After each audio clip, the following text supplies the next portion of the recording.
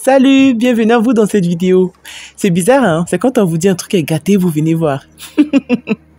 Mais je suis contente de vous avoir ici. Abonnez-vous et allons-y pour la recette.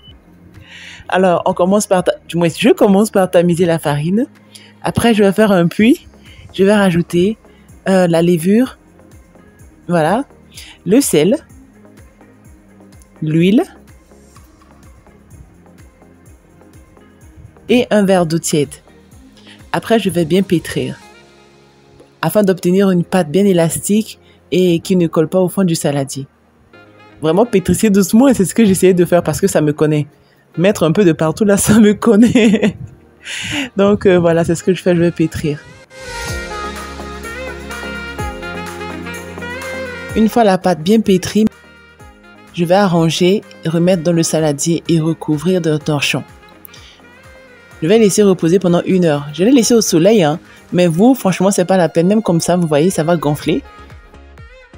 J'appuie de cette manière afin de dégonfler la pâte. Après, je vais la travailler, genre bien la pétrir, quoi.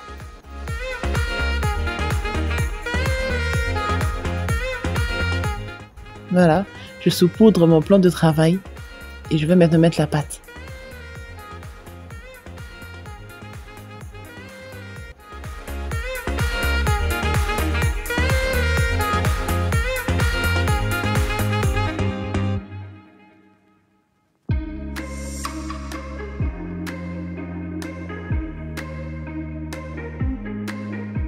Je la découpe afin de faire des pâtons.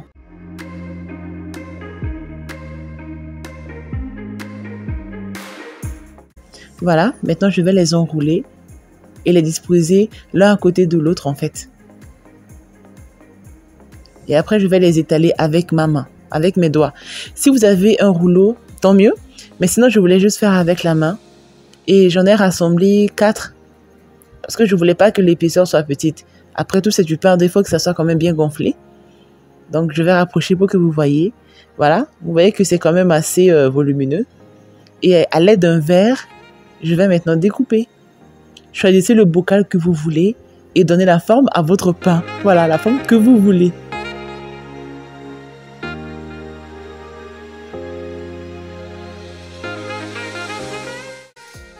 Je vais maintenant les disposer. Le surplus, là, je vais pétrir. Et si c'est nécessaire, je rajoute d'autres pâtons avant de découper.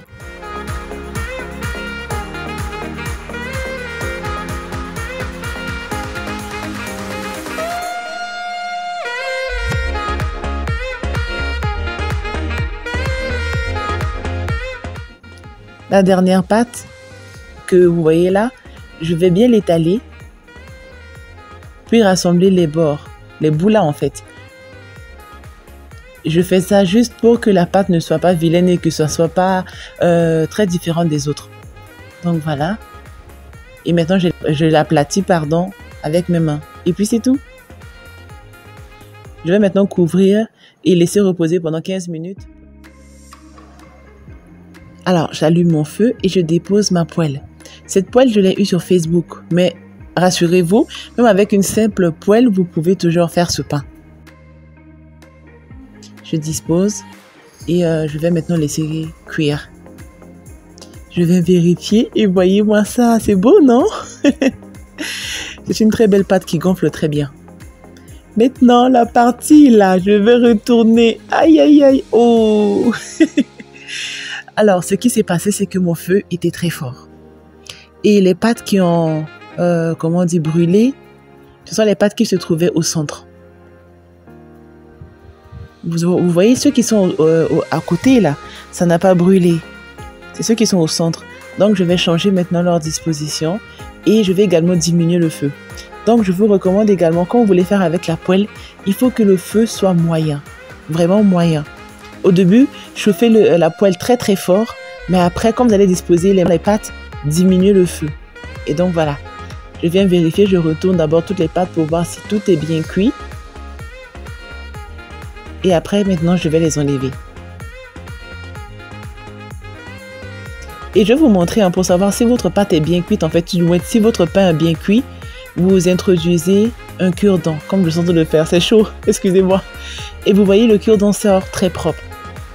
Et là, le pain est cuit. Et maintenant, vous enlevez le reste. Et donc, voici le résultat.